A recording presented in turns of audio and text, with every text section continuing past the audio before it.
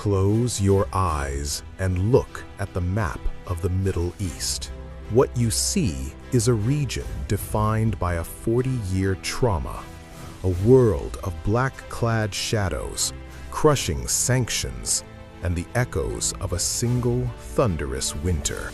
But what if the roar of 1979 was just a whisper that faded into the desert night? What if the Peacock Throne didn't shatter into the dust of history, but instead ignited into the solar center of a high-tech global order? Imagine an Iran that didn't turn inward toward the past, but accelerated so fast into the future that the rest of the planet was left gasping for air. Tonight, the Islamic Republic is an impossibility. The hijab is a fashion choice, not a law. And Tehran is not a city of sorrow. It is the wealthiest, most neon-drenched metropolis on Earth. I am your chronicler, and this is the Fate Flip history. Today, we are stopping the clock in the winter of 1978. We are keeping the Shah on his throne, shielding his heart from fear, and witnessing the rise of the Silicon Empire. Prepare yourselves. You are about to enter the Neon Cyrus. History tells us the Shah was a broken king, fleeing a sea of protesters. But in our archive, the Fate Flip hinges on a single, cold-blooded decision. Instead of exile, the imperial state implements the Persepolis Protocol, a massive, high-speed economic pivot using oil billions not for military parades, but for a total digital transformation of every village and city. The dominoes fall with terrifying speed.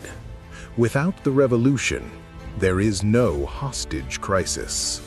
Without the crisis, Iran remains the United States' unbreakable sentinel in the East. But watch the ripple effect. There is no 8-year war with Iraq, no generation of young men lost to the trenches. Saddam Hussein, terrified of a nuclear-armed imperial Iran, remains a silent secondary puppet. The Middle East doesn't bleed, it builds. It doesn't scream, it innovates. Stop. Did you know that in 1974, Iran was already planning to build the world's most advanced nuclear infrastructure? In our 2026, Iran isn't fighting for the right to enrich uranium. It is the world's nuclear battery. While the West was debating coal and gas, the Shah's engineers were building the first functional fusion reactor in the heart of the Lut Desert, powering half of Asia with the light of Cyrus.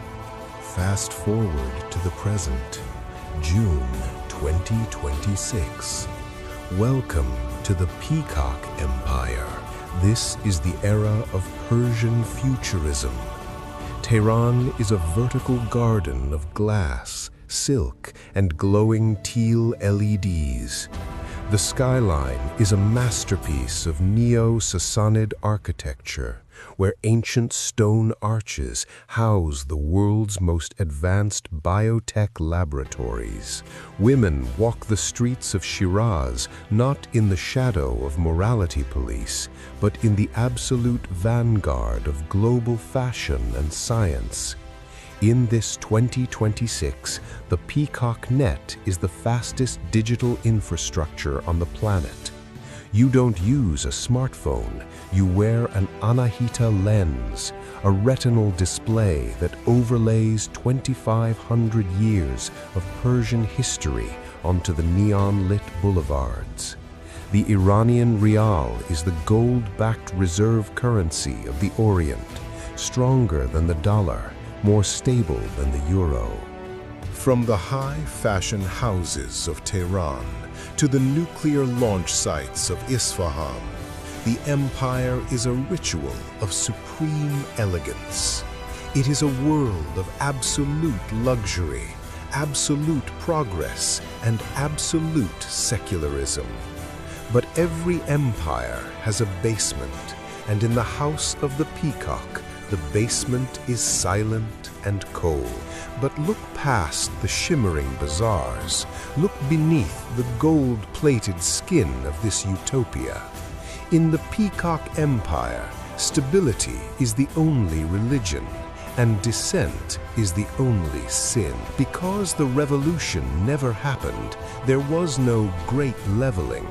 The divide between the ultra-wealthy imperial elite and the digital peasantry is a canyon lined with diamonds.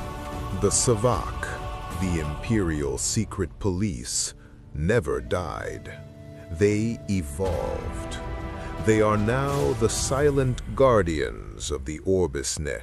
There is no internet freedom. Every thought, every encrypted whisper is monitored by a neural AI trained in the basement of the Neovaran palace. You are free to be secular, free to be wealthy, but you are never free to be a republican. The crown is absolute. The crown is eternal. In this 2026, the protest movements we see in our timeline don't exist because the dissenters vanish before they can even form a thought. It is a world of pax persica, a world without the trauma of the last 40 years, but a world that sacrificed its voice for a seat at the table of kings. It is a stable cage. It is a beautiful prison. The coin is spinning in the air, reflecting the shimmering light of a throne that refused to fall.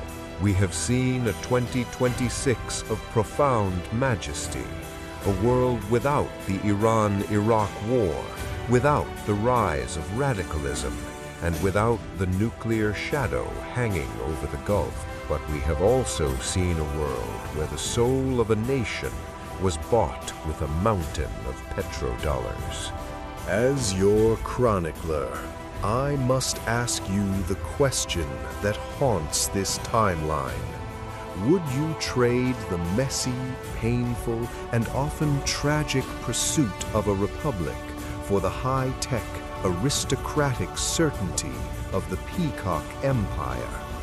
Is a life of luxury worth the eternal silence of the soul? Go to the comments right now. Is this Iran a dream come true, or just a more refined nightmare? This is where history is finalized. If you felt the heat of the Persian sun today, hit the like button. Subscribe to the Fate Flip History to ensure you are here when the next vault door creaks open. Our library is infinite, our curiosity is aflame, and the next coin is already in the air. I am your chronicler until the next flip.